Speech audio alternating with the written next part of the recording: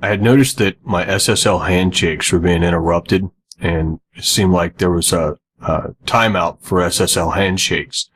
And so I ran a netstat and noticed that Quest Cyber Solutions was intercepting that handshake by evidently redirecting it through their servers.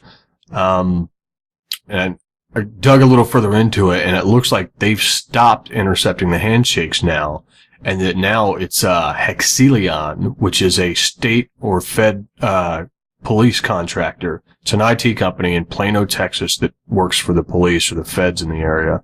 So it looks like the feds are trying to hack either hack my SSL handshake so they can eavesdrop on my conversations, or so that they can get remote access into my computer. Signed up for Twitter so that I could tweet it to the press. And I signed up, verified my email address, tweeted the video URL to the press so they could go check it out, and so that I could, they could be informed that this is happening. That I think I may be the first one who have actually caught a contractor hacking in the act. So anyway, I got an email from Twitter saying that Anonymous was following me. So I come back to check it out and follow them. Now here's the thing, right? So this is a profile for another user. In this case, it's Anonymous. Here's my profile. If we go to me, it says that page doesn't exist, right? That's the username. And if I click on home, I get the login page, right? I don't get my Twitter feeds. This is with JavaScript disabled or enabled. With JavaScript enabled, I get the same thing. Now, if I click forgot password, it'll say you are already logged in, log out and try again. If I try to sign up, and I've signed out and deleted my cookies already. I've done it twice now. If I try to say sign up, you're already logged in, log out and try again. So no matter what I do, I can't see what others are saying, and I can't post from my profile, from my wall, whatever, to update others. I can't speak to others, and others can't speak to me. Now, like I said, this is with JavaScript enabled or disabled. What that means is that this is built into Twitter. This is built into Twitter's backend on their server. This is not on my end. This is not some sort of JavaScript problem or JavaScript hack that's happened. This is functionality that Twitter has to have on its servers for this to be happening. And as you notice, it's not happening for others who are speaking out, probably because they have a huge following, or they have a following. In my case, they know that I'm a hermit and that I never talk to anybody. I never use instant messengers. I never use social networks. I don't use none of that shit. I stay to myself and I work my ass off night and day. And so if nobody knows you, nobody's going to notice when they muffle you, when they silence you. If nobody knows who the fuck you are, nobody's going to pay attention when you go missing. Nobody's going to catch it. But this is bullshit. This is censoring the internet. So they blocked my Facebook. Now, something I'm starting to catch on to, right, is the Twitter. They blocked my Facebook. They changed the password in it. When they confiscated my computer, it told them in the search warrant to take and get all my screen names and passwords for all the sites that I use. I have my password and all my login details from my computer that they took, and they fucking changed my password to lock me out of my account. And the reason why I guess they had to lock me down from the inside on Twitter, and they couldn't just change my password on me so that I couldn't even use it, was because it's a new account. I just created it today, or yesterday, was it? I think it was yesterday. And but this was an existing account, so it looks like a lot of my existing accounts, and I can't get into my voicemail anymore from my cell phone. Before they shut off my cell phone, I couldn't get to my voicemail anyway. Somebody had changed the PIN to my voicemail. Somebody changed the password to my fucking Facebook. And all of this information was shit that was stored in my other computer. So all my old accounts are being locked out by the feds. I sent an email to a couple of my brothers and never got a reply. And I sent an email to myself and haven't even gotten it back. Normally I get it back instantly. It just bounces right back from the SMTP server. And I haven't gotten it back. I just sent another test email to my brother to see if he got it. He never got it. And I told him to send one to me, see if I get it. So evidently the feds are now intercepting my emails. So we'll do this again. My email for now is vector@villain.co. Subject test number 2, body test email number 2. I'm sorry, OCD test subject number 2. Okay, so I should have gotten that right away. Should have bounced right back from the SMTP server. So check it out. I got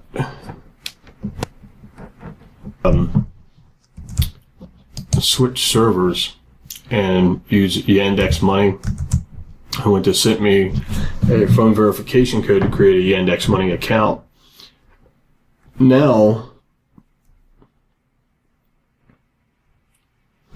not sure if you can make it out, but if you can see here, I have no cell phone network. They cut off my phone service. So, I'll try to call my own voicemail.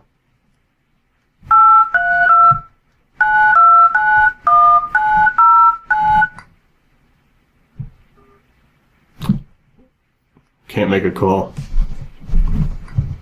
So it's just keeps getting better.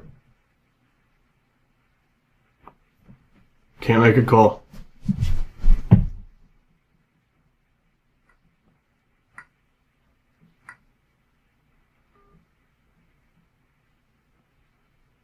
So they shut down my phone. So they shut down all my instant messengers.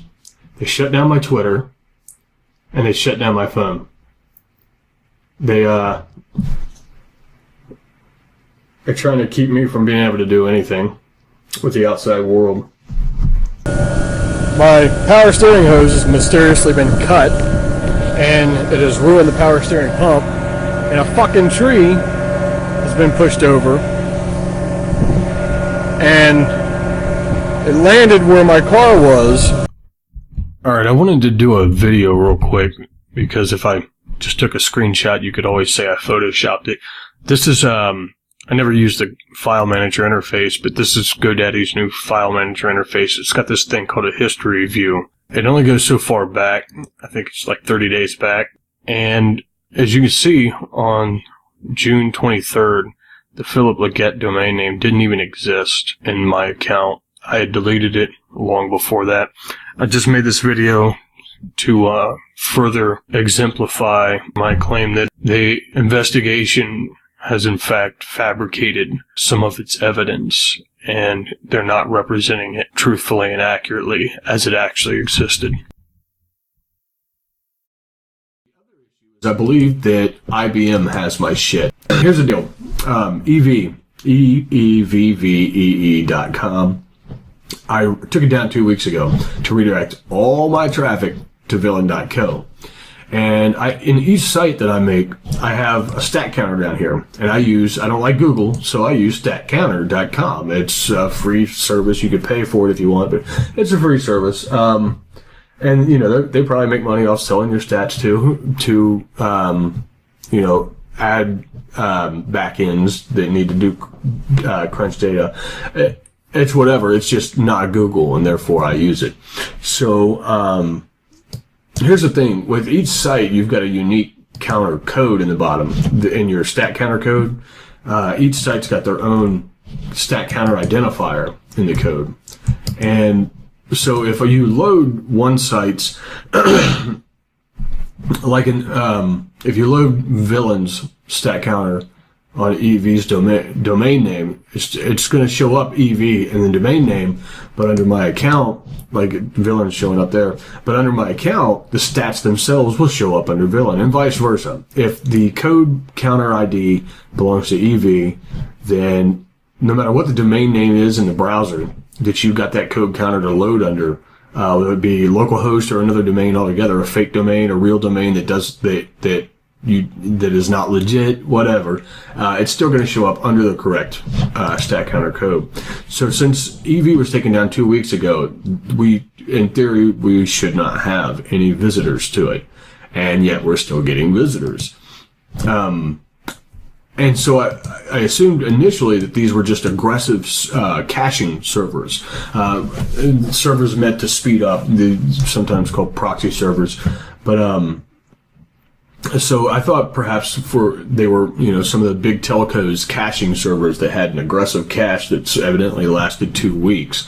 But in some of these cases, they're clearly not caches for a few reasons. One reason is because like IBM, they were never in my stats before. I've never seen IBM appear in any of my stats before the public site was taken down. And I've never seen some of these other ones, such as the application service providers, the internet apps companies. I've never seen them in my stats before. Usually it's telcos, as you would guess, fucking telecommunication service providers like Comcast and so on and so forth, people that you use to get internet access.